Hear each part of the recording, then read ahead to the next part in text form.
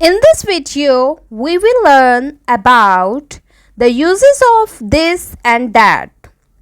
इस वीडियो में हम this और that के यूज़ के बारे में पढ़ेंगे। जब कोई चीज़ हमारे पास रखी होती है तो उसके लिए हम this यूज़ करते हैं, और कोई भी चीज़ हमारे से दूर होती है, दूर पड़ी होती है, तो उसके लिए हम that यूज़ करते हैं। For example, this is a cup, ये एक कप है। दैट इज़ आ बैट, चूँकि बैट थोड़ा दूर रखा हुआ है तो उसके लिए हम दैट बोलेंगे।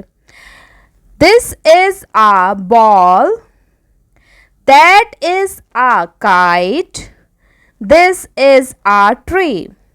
इस तरह की मज़ीद वीडियोस देखने के लिए मेरे चैनल को लाइक, शेयर एंड सब्सक्राइब कीजिए। Thank you so much.